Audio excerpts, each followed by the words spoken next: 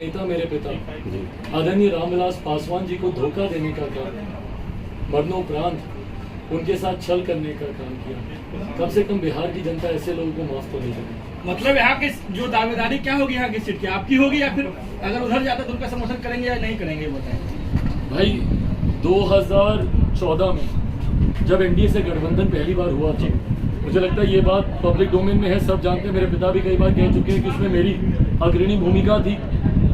UPA के साथ हम लोग थे, पर मैं चाहता था कि मौजूदा प्रधानमंत्री के साथ हम लोग आए। 14 का गठबंधन में जब मेरी भूमिका थी, 14 में सीटों के चयन, सीटों के बंटवारे में मेरी भूमिका थी। 2019 में सीटों के चयन, सीटों के बंटवारे और प्रत्याशियों के चयन में मेरी भूमिका थी। भाजपा के साथ कोई एक व्यक्ति जो पार्टी की तरफ से या मेरे नेता का प्रतिनिधित्व कर रहा था, वो मैं ही था। तो ऐसे में इस सीट पर दावेदारी यकीनन मेरी ही बनती है और ये दावेदारी तय है आने वाले दिनों में कौन लोक जनशक्ति पार्टी रामविलास का यहाँ से प्रत्याशी होता है, जल्द उस नाम की भी चर्चा। मतलब निवर्तमान सांसद को कहीं ना कहीं चुनौती मिल रही है यहीं से, आप ही की पार्टी के वो भी अंग थे पहले। भाई चुनौती तब मिलती है किसी को जब कोई रेस में होता है, जिनको जनता पहले ही नकार दे। मैं बड़ी बातें नहीं कह रहा भैया, हम लोग भी सोशल मीडिया पे रहते हैं, हम लोग भी सर्वे देखते हैं, हम लोग भी लोगों की राय सुनते हैं। जो सर्वेज आप लोग करते हैं, जो लोगों का ओपिनियन आप लोग लेते हैं, वो भी सुनते हैं। और मेरी अपनी भी मेहनत है भाई, गांव-गांव गया हूँ, पंचायत घूमा हूँ, तो मेरी अपनी मेहनत भी मेरे विश्वास को दम देती है कि आने वाले दिनों में चुनौती तो कम से कम नहीं। स्थानीय सांसद की मांग उठ रही है लगातार यहाँ के लोगों की, क्या कहेंगे, ये पूरा होगी? स्थानीय सांसद की मांग यहाँ के लोग लगातार कर रहे हैं, बाहरी लोगों को भगाने की बात कर रहे हैं। मैंने मन से ही इस बात की घोषणा कर दी। ये मांग इसीलिए उठ रही है क्योंकि आक्रोश है लोगों में कि जो जीत के जाता है वो क्षेत्र में रहता नहीं है। इस बार जो भी जीत कर जाएगा हमारी पार्टी से, मैं ये विश्वास दिलाऊंगा। नमस्कार, स्वागत है आपका खबर फर्स्ट में। मैं आशुतोष पांडे और इस वक्त की बड़ी खबर नवादा से आ रही है कि चिराग पासवान की रैली में यहाँ के लोगों ने बहुत बड़ा विरोध किया है।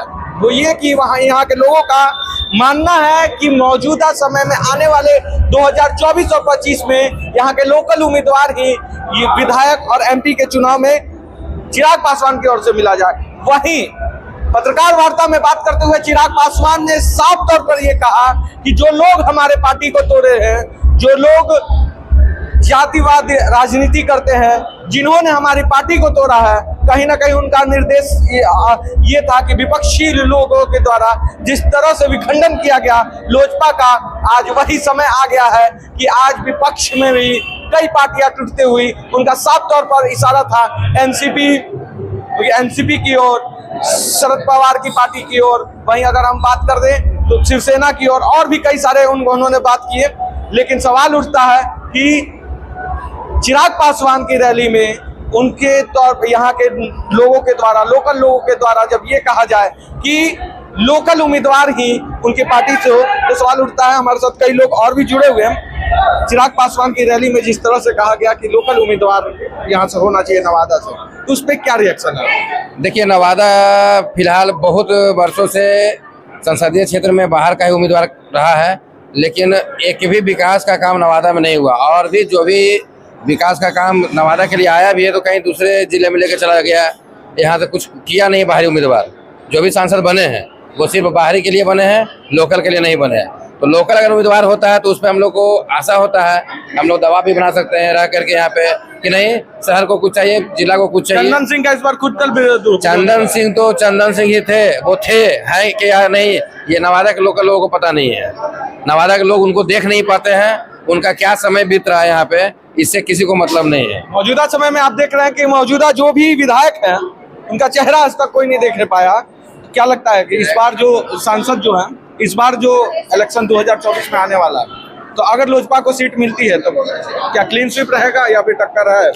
क्लीन स्वीप ही रहेगा। जहां तक हम लोगों का मानना है कि हम लोगों ने, नवादा की जनता ने बदलाव ठानी है और नवादा की जनता बदलाव करेगी, क्योंकि जनता जागरूक हो चुकी है। आप पत्रकार हैं सर, आप नवादा का हाल देख लीजिए। हमारे मंत्री जी, नेताजी कोई भी आते हैं तो तत्क्षण डीएम से लेकर प्रशासन तक सभी अलर्ट मोड में रहते हैं। चले जाने के बाद सब नींद का चैन का नींद सोते हैं।